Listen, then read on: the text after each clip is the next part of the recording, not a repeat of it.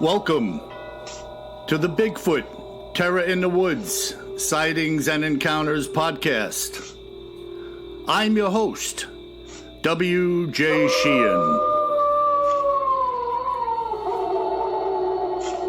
Hello, everybody, both near and far, and once again, may I welcome you all to this, our show of shows. My name is W.J. Sheehan, author of the series Bigfoot Terror in the Woods Sightings and Encounters, and I am so glad that you have joined us today. In part one of our show today, my co-host and brother Kevin is going to rock your world with a detailed Missouri Bigfoot sighting, followed by what is a nightmarish investigation into the Momo monster, who may just be wandering around a neighborhood near you. And in part two, I will be reading a Bigfoot Encounter from the 1800s that will cause your brain to swell and your heart to skip a beat. And we will once again be doing our due diligence to answer our listeners' mail sent in to us by such people as yourself. If you are liking what you hear, and from reading the mail you are, there is so much more of what you are hearing in my books that it's insane. So please support what we are doing by going to our webpage and following the link to Amazon, where these books are available in paperback and ebook formats. They also make a very cool gift. I deliberately wrote these books in a fashion that they would be super easy to read for all of you out there who say you're not big readers. I'm sure you could take a book into the throne with you and be done by the time you're finishing the paperwork, if you catch my drift. So give up your bonbons for a day and splurge for one of these books. And now, let's get down and dirty with my brother Kevin's report, Cryptids in the News and in History. Kevin, how you doing? All right. I'm doing great. How about you, Bill? Pretty good, pretty good. All is good. The weather is beautiful. We've had a lot of day. It's 82 degrees right now. Wow. So we're real happy after having had that rainy spring. And I know, speaking to you, you got more rain than was recorded in your state, right, this spring? Yeah, well, especially last year. It's coming again here in a couple of days, they're saying. But the weather's been pretty good this spring. Well, that's good. Yeah, no, I'm happy. You know, everybody likes to get warmed up, and it just kind of re-energizes you. So it's a beautiful time of the year. So one of my favorites. I don't know if I want to give up my bonbons, though. Well, you better. Remember, I threatened to unleash Fang out of his shed last week, and this week I'm willing to go as far as unleashing the Kraken. Nobody wants to go toe-to-toe with the Kraken, I guarantee you that. That's understandable. So, speaking of things outrageous and wonderful, what do you have for us today in our Cryptids in the News and History segment?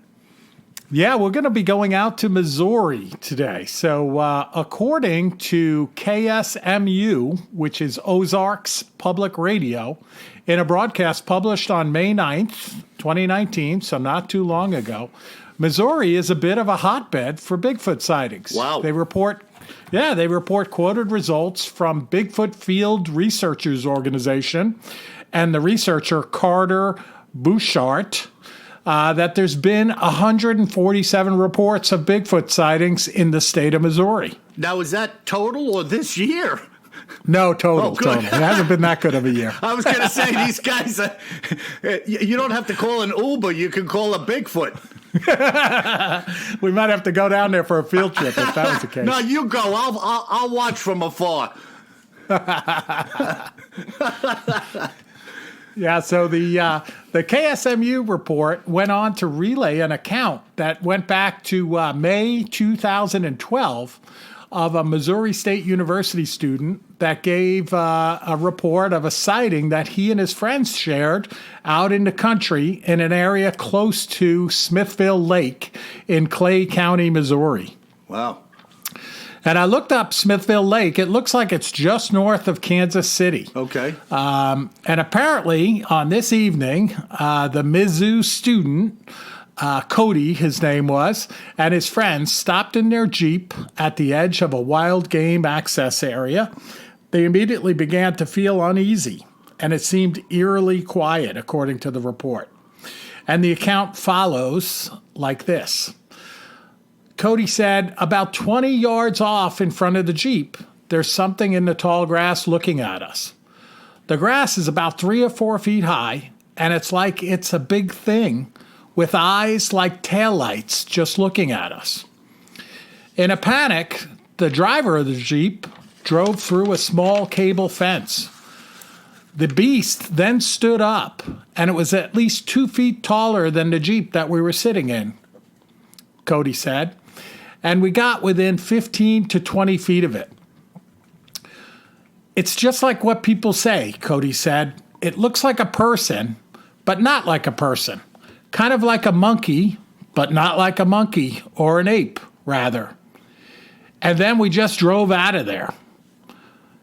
So it's a short account, but pretty interesting that, it's Cody and some of his friends, not that long ago, I guess about 7 years ago, university student, and given the account to public radio in Missouri. And, what's interesting to me is in this account, we again see those glowing red eyes. He actually says that they look like taillights. Yeah. Staring back at him. Mm-hmm.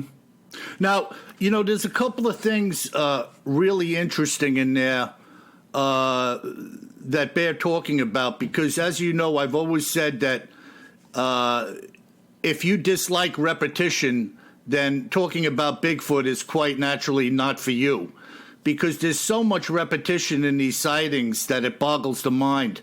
You have these two fellas. Did it give their ages? Do we know how old they were?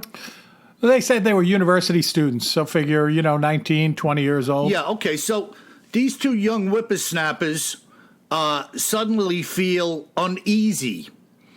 And if I've heard this once, I've heard it 100 times, this feeling of however you would describe uneasy, but I describe it as this sense of foreboding. And some people even say that they feel like they may lose their life. It's that kind of eerie, creepy, uncomfortable feeling. And then, again, these guys say they noticed that everything became still.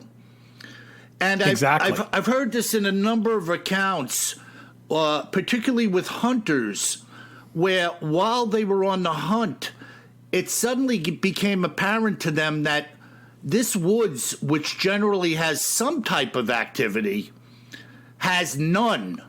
And it becomes apparent to them in a moment in time where they're like, what is going on here? There is nothing going on. Exactly. I mean, you can imagine you're out in the middle of the forest and there's not a sound. Yeah. I mean, it just doesn't really happen too often. You're going to hear something. So you have this uneasy feeling, like you said, and then you also notice that you don't hear anything around you. Right. And this description of the eyes appearing like taillights, to me, there are so many accounts where people see these red glowing eyes and they're not in a lighted area. So these eyes are able to illuminate themselves, almost like they're glowing, which I don't even know. Is that even available in any other creature in nature? Are there any fish that have glowing eyes? Or I can't even think of anything else that. No, I can't think of anything either. So it's a good question. And, in some of the accounts, not this one in particular, they point out, too, that they appeared to be glowing, but they, didn't have the lights of their vehicle on. Because, of course, a lot of different animals out there in the forest have eyes that glow when you shine your headlights on them, for example. And then some of the species actually glow in different colors, which is also pretty interesting, but only if there's a light shining on them. Yeah, and I had a cop in one of the accounts.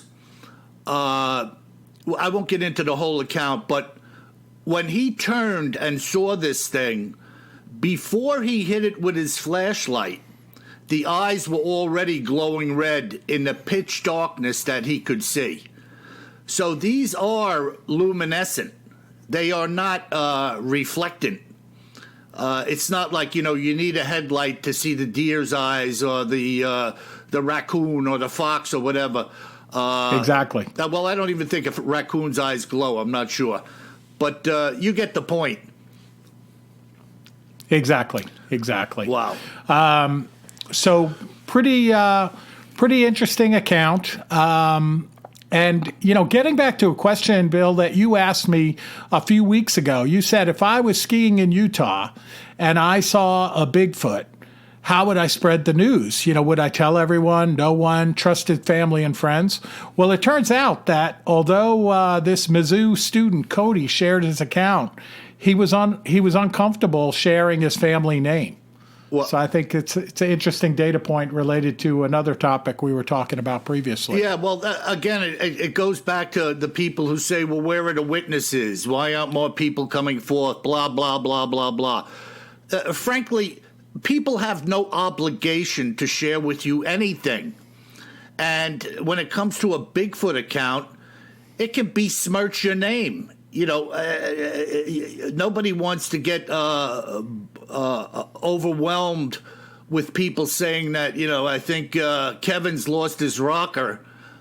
He's talking about seeing a Bigfoot running around in the woods. It has that it can attach a bad connotation to you as an individual, and really you're not looking for that to happen. You're just trying to share what happened to you.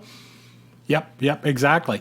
And then, though, I'm a bit of a techie, Bill. So through the miracles of online search algorithms and through, things like the Freedom of Information Act, I'm able to reveal who Cody actually was. Wow. Well, okay, maybe I'm just kidding. I wouldn't do that to the poor guy. So sorry, Cody, if you had to put your adult diaper on there for a minute. Yeah, Cody, we wouldn't do that to you or anybody else. No. Now, when you're ready to come forward, then that's the time. Yeah. So, we went all the way to Missouri for this account. And because we went all the way to Missouri, I'd be remiss in an episode of Cryptids in the News to not go a little bit deeper to talk or at least touch on what's known as the Missouri Monster. Ah, the Momo. A.K.A. Momo. Yeah, which Momo. is short for the Missouri Monster. Now, if we change... Momo sounds a little bit like Fang Fang, by the way. If we change a couple of vowels in there and make it Mama, maybe your mother's a monster. So this first report comes from mysteriousuniverse.org. And, generally the reports of Momo describe a large 7-foot-tall biped covered in black hair and emits a horrible odor. Yeah. So, this is interesting. We hear about the red eyes, the glowing red eyes sometimes, and at least half the times in the accounts you hear of these this horrible, foul odor that the beast has. Yeah. Now, listen to this. I have an account. The guy was fishing on a lake shore. He was actually fishing in a lake in Canada in a tin boat. He beached a boat to cast along some riprap and rubble that was in the edge of the lake. This monster, which he didn't know was a monster, he first saw this thing coming in and out of some breaks in the trees along the far shore of the lake, and he realized it was walking the shore in his direction. Finally, he realized this thing was like less than 100 yards away from him, and it was coming right towards this boulder pile he was standing next to. Having nowhere to go, he ditched into the side of the boulder pile, looking through an opening in the rocks, and watched this thing come towards him. Now he's laying in the rocks, literally having nowhere to go but to hide, as this thing stepped over the rock pile, passed him on the left, and walked away with its back to him. But the reason I mention this is when the creature was walking away, he smelled the horrible stench, and he realized why. This thing had all kinds of feces crusted and clinging to its fur by its rump. So perhaps unlike your dog who can, squat and come up relatively clean, these things may have a problem with that at times, and that could be a source of the stench. All right. Well, so what you're saying is Momo's not quite as clean as Fang Fang. Yeah, I guess. But speaking of Fang Fang, in these accounts, they also talk about the fact that on several of the accounts there were dogs present, with the folks that saw Momo, and the dogs were absolutely terrified, including when some of law enforcement went out to respond to one of these sightings, and they had the police dogs with them. Right. The dogs took off and ran the other way when they felt they were getting close to Momo. Wow, that's crazy. So pretty interesting. Yeah, there's a fear factor there. They're sensing something they don't want to mess around with. Yep, exactly. And the first report of Momo, and the searches for the monster occurred during the early 1970s, and they all occurred in a small river town of Louisiana in Missouri. So it's a little confusing. The town is called Louisiana, but we're talking about in the state of Missouri on the Mississippi River, and it looks like it's just north of St. Louis, where most of the sightings occurred. Wow. And one of the first reports of Momo in this period came from a pair of young ladies that were having a picnic lunch and first noticed a putrid smell and then saw the monster off in front of them staring at them. Wow. Yeah, pretty interesting. They described... Did they say the putrid smell occurred when they opened the picnic basket? Yeah, maybe we shouldn't have this sandwich. Some good home cooking, maybe. But they described the monster as having hair all over its body like an ape. But they say the face was definitely human, although covered with hair. So a bit like some super hairy human, maybe a Rogaine experiment gone wild in Missouri. And then, again, on various sources, multiple sightings are reported all around, this 2 or 3 year period in the same area of Missouri. And they also talk about accounts of law enforcement forming posses to hunt down the creature. And although they felt like they got close to the creature at times, they never actually were able to catch up with it or have a sighting. Wow. See, now, if the canine unit wasn't standoffish, the dogs would be the way to really get it. Absolutely. Because they could follow that thing come hell or high water, and you'd probably run out of breath and energy by the time you tried catching up with a Bigfoot, because those things can move. Yeah, no doubt about it. So, yeah, and they do specifically mention that when they felt they were getting close, a couple of times, like they could smell, the putrid smell, the horrible odor, and then the dogs would get nervous and actually head in the opposite direction. Wow, that's so incredible. They probably got close, but didn't get close enough to have any kind of a sighting. Wow. Yeah, so here we go again with Bigfoot. The elusive creature. Absolutely. It's not easy to tag and bag a Bigfoot, that's for sure. Not that you would want to. Some people say.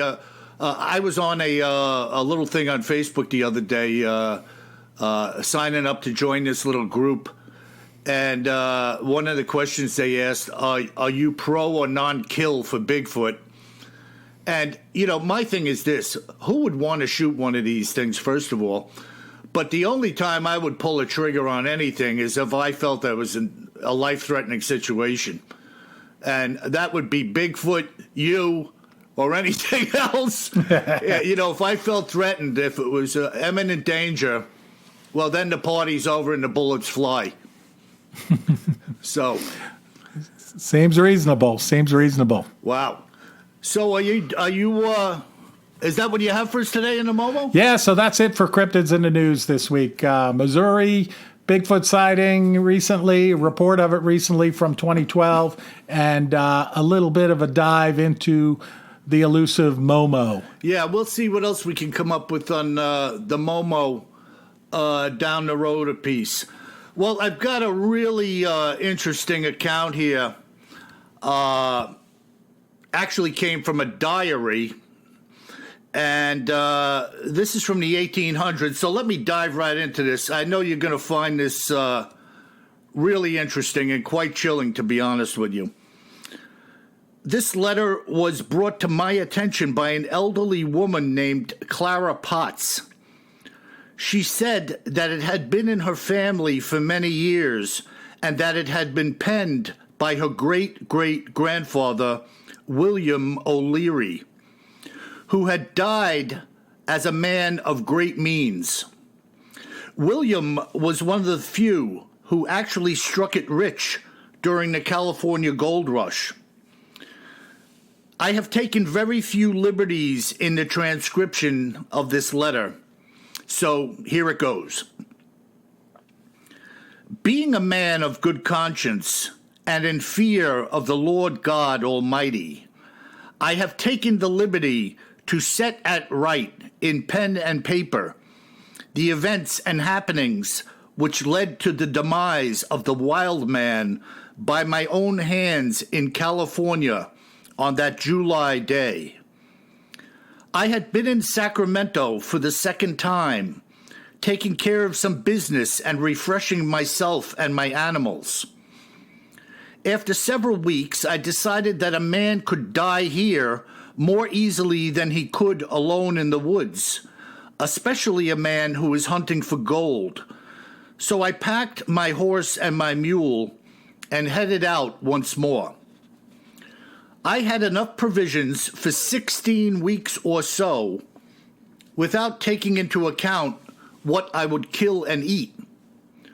My carbine and sidearm were with me, as well as a large blade that I had won in a game of stud.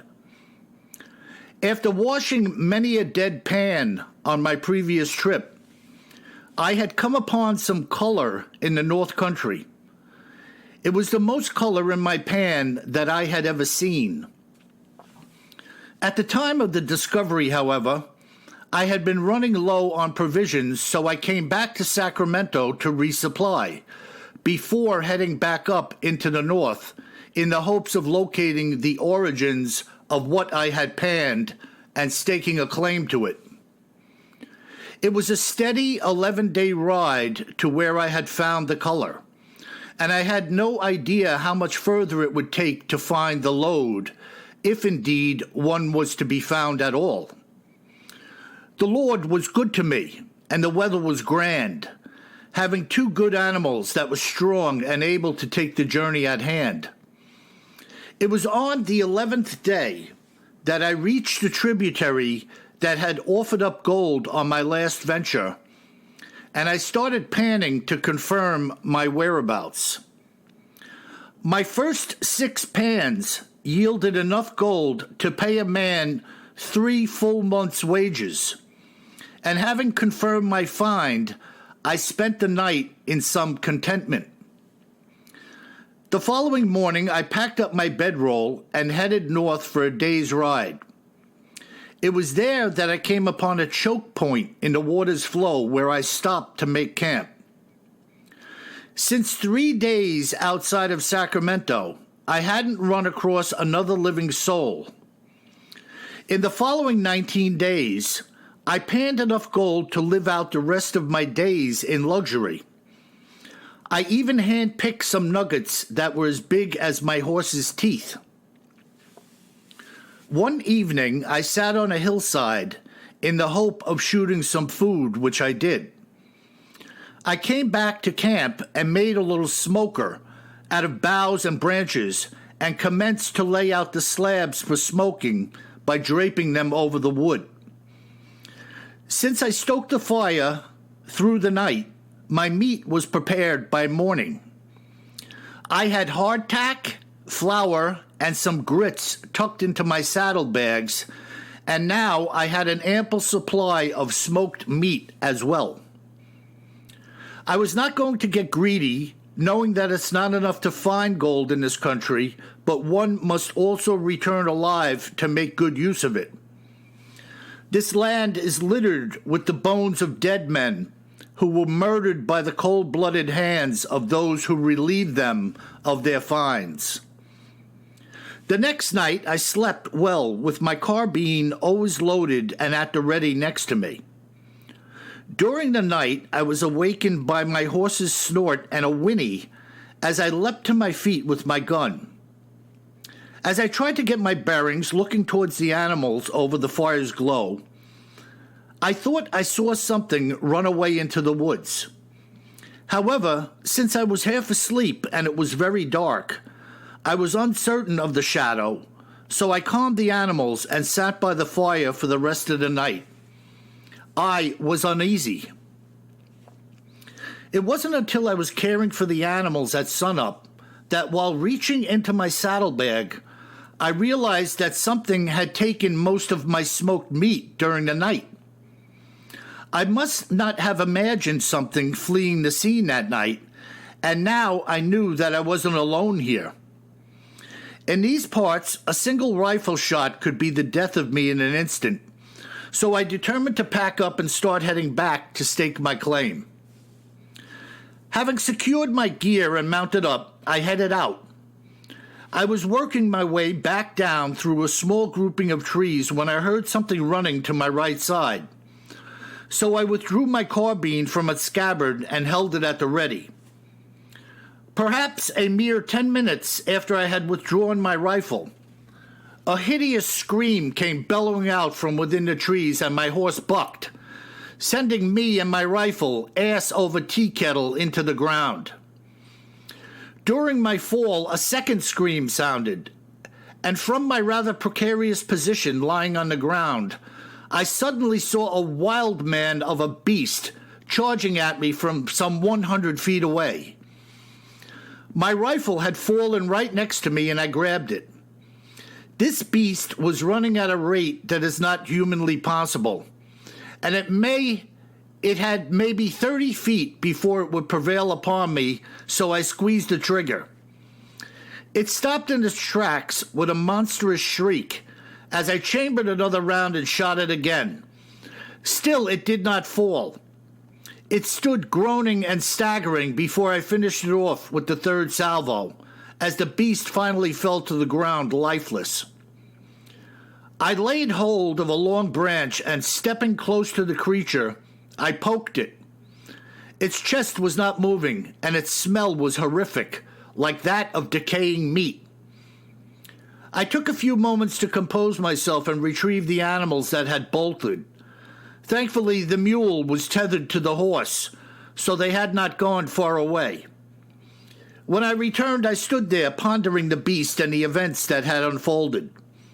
I was thankful that it had not killed me while I slept. With its enormous proportions, it could have easily dispatched me.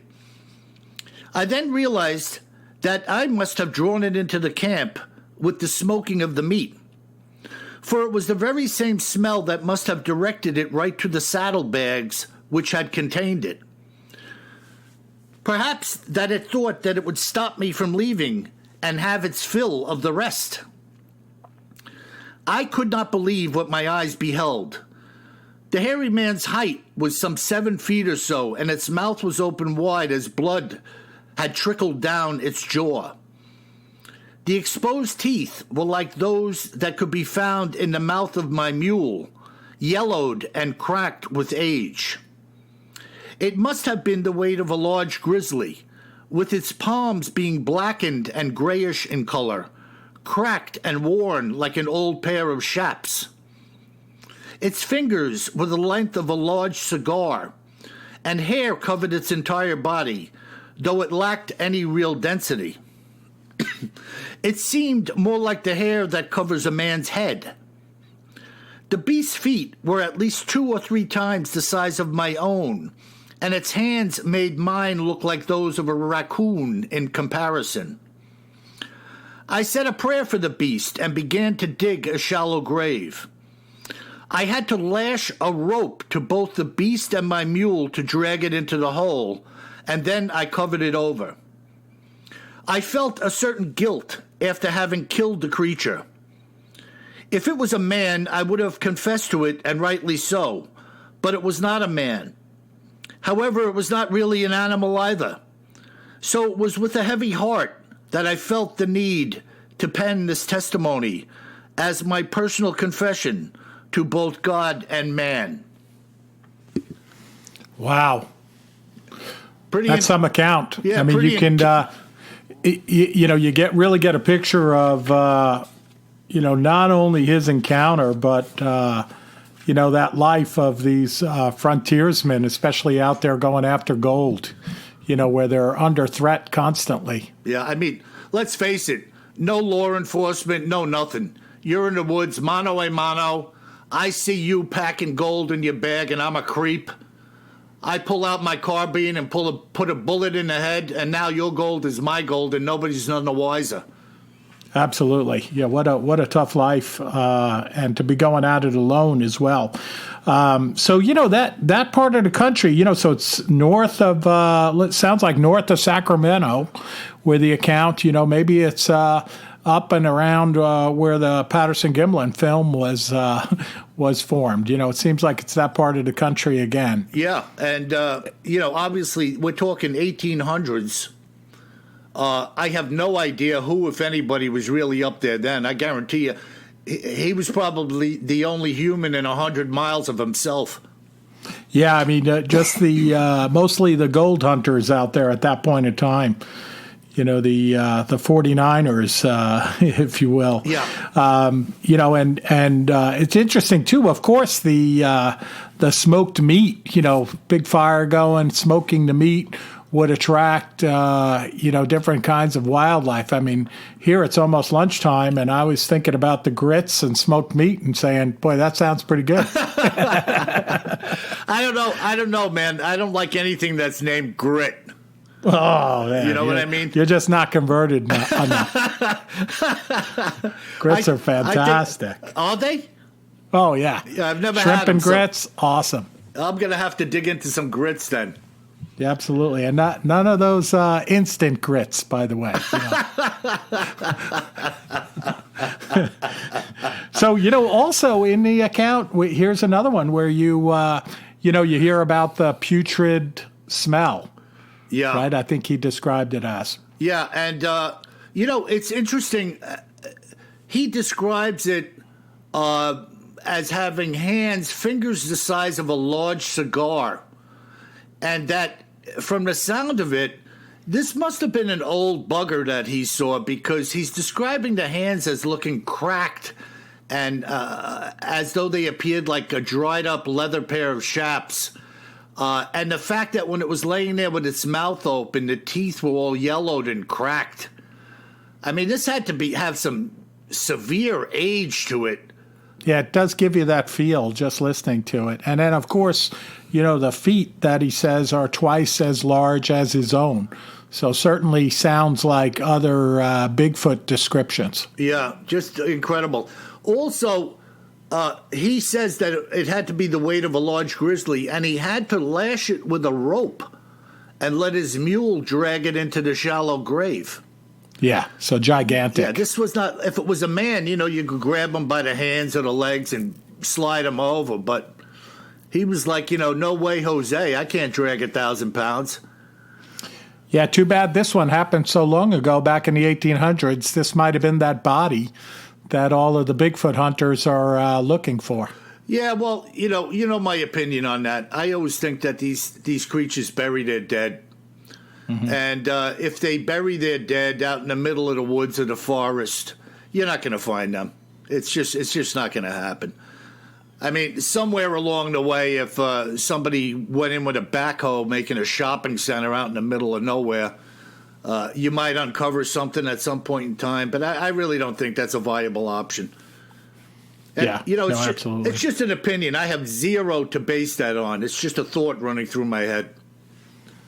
Well, you've done a lot of work around the accounts of the beasts. So it's what your hunch, your opinion, your educated guess is worth taking note of. Yeah, and a lot of people out there claim to be experts. It's ludicrous. One guy sent me an email. He said something to the effect that I was an expert. I am an expert at nothing, Bigfoot. let me announce that here and now. And anybody who says they're an expert on Bigfoot, I don't know. I don't even know what to say about that. Where is the expertise? How is it gained? Right. I mean, and just one more, just tying back to the encounters in Missouri. Again, in this case, what I believe what woke him up in the account was that the mule and the horse were alerted to, some creature being present in the camp. And that kind of woke him up. So, the animals all have this keen sense of not only another animal, but another animal that they're not familiar with, or another animal that might be, a type of apex predator. Yeah. Well, I think if they sensed this thing was on the attack, like a cougar or something, or a grizzly, right, I think they would have been jumping and thrashing around. It would have been quite a bit more than him hearing a snort and a whinny and seeing something move into the woods. Right, so that's true. Perhaps this Bigfoot thought the horses thought the Bigfoot was another man coming over to the saddlebag. So maybe it could be. Maybe it wasn't their master, so to speak, but they perceived it as another human coming to get something out of the bag and just made a little some sounds of discomfort. Really, cool. Really interesting. So, what do you got for us today, bro? Oh yeah, so let's go to listener mail. So we have quite a few emails this week, and again, they're from all around the world. So the first one is from Jeremy in South Korea. He says, I'm listening to your podcast while stationed here in the U.S. Army. Wow. And it makes me think of back home in the States, as well as the woods back in Arkansas. Just how many of these critters do you think are out there? Keep up the good work. And first off, hey, Jeremy, thank you for serving in the armed forces, and especially thanks for serving so far away from home. Yeah, kudos to you, Jeremy. Keep up the good work.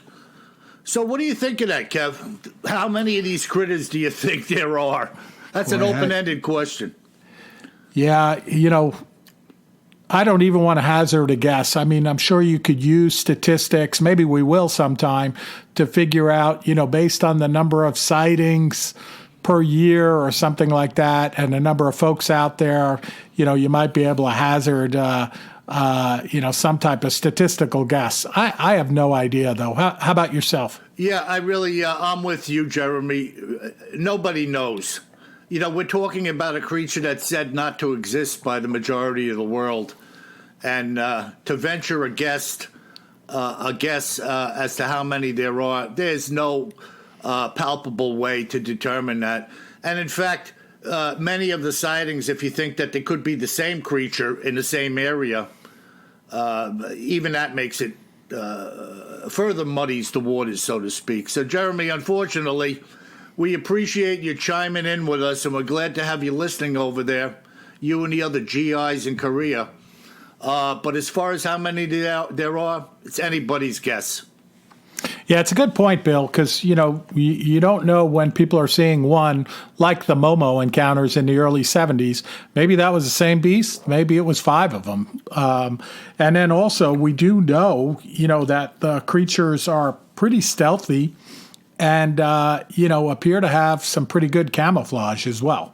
So, it's hard to hazard a guess. Yeah.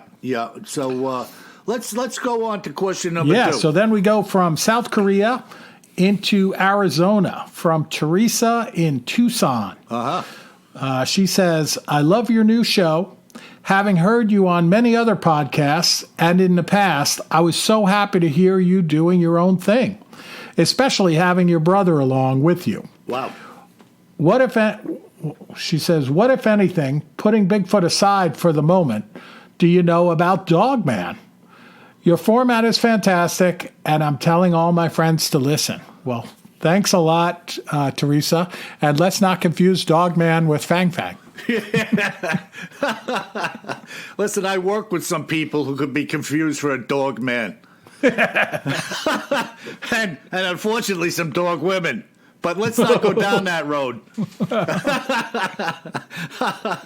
Well, and Kev, let me run this by you as we're answering Teresa's question. I'll throw it out there for the audience as well. I was thinking of changing the name of our first segment to Cryptids in the News and History and Other Oddities. And I think the audience, I know, speaking for myself, that I have an interest in a lot of strange and unusual things that we could talk about. And, of course, Dogman is inclusive in some of the volumes that I have written. There's a number of accounts where people have seen the Dogman. But as far as what, like, our opinion is of this thing, it is so bizarre and so off the charts weird. The thought of having or seeing something that has the long, slender body of some type of superhero. They all describe this Dogman as being very lanky and very muscular. I've got descriptions in like the 7-foot range seems to be coming up. I've had people say long talon-like nails coming from what appear to be fingers, and a nasty puss on this thing, like a coyote with too many teeth in its mouth.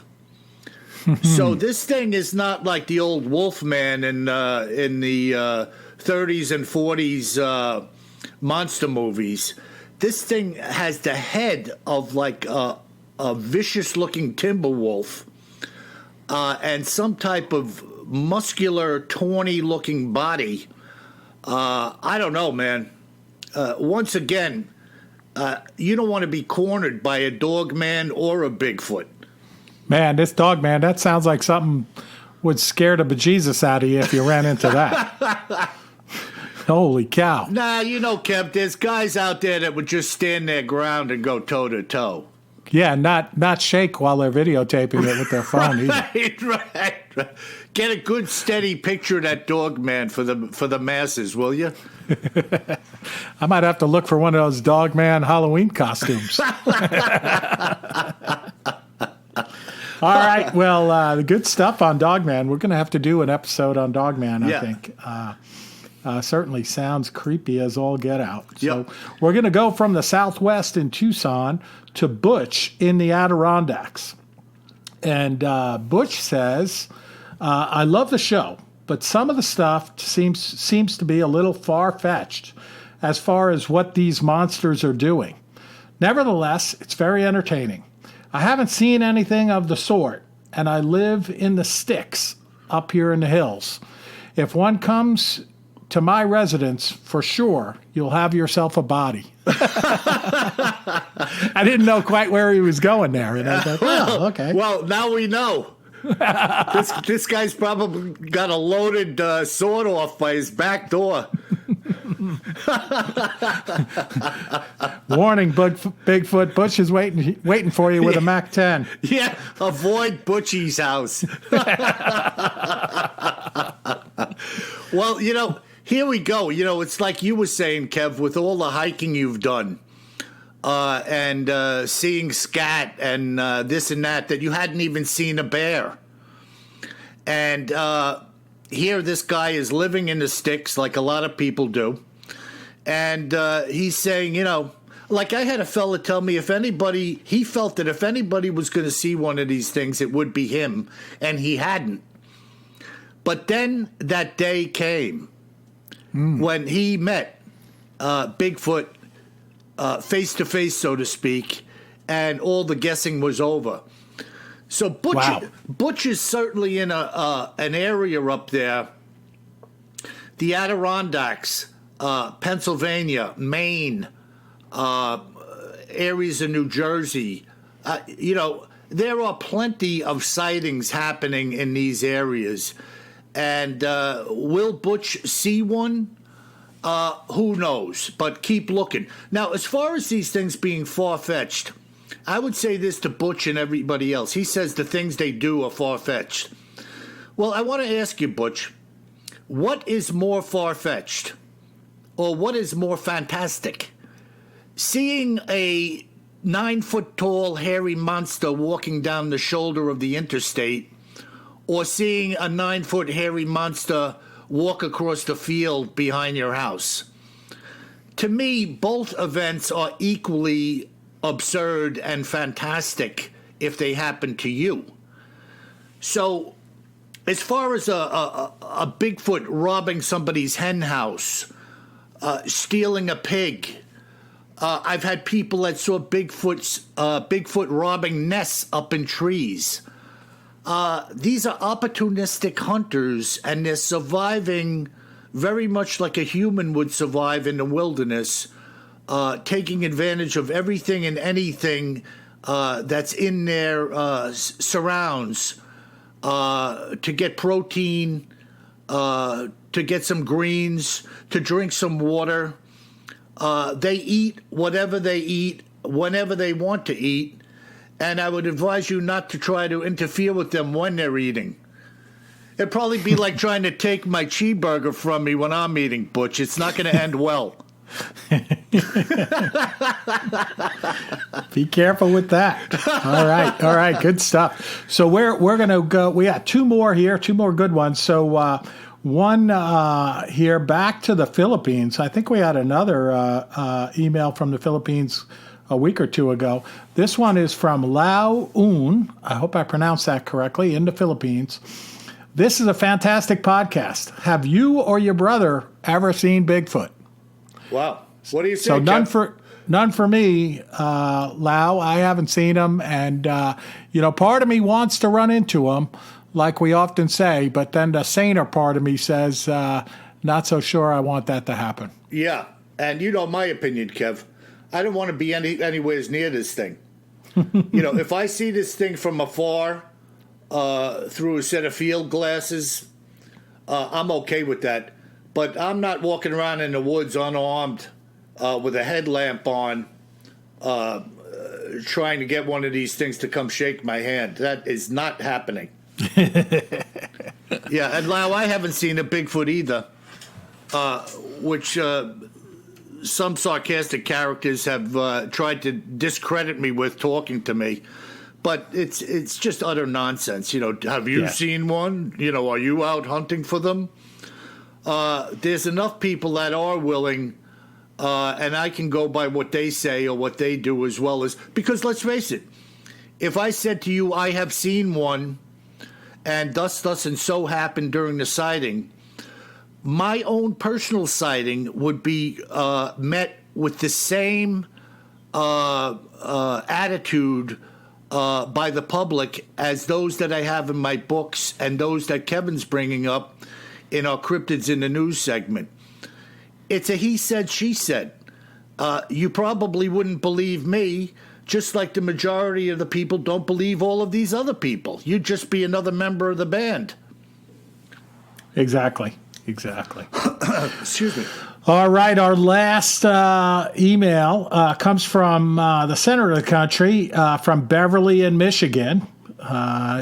She says, your show's refreshing, and I could listen to the two of you for hours. Well, that's very kind, Beverly. And she says, have you considered expanding the subjects about which you talk? Maybe UFOs, paranormal, etc. I think you would do well with whatever topic you decide to tackle. Finally, some people with brains and some real insight. God bless. Wow. Well, we should send her a T-shirt.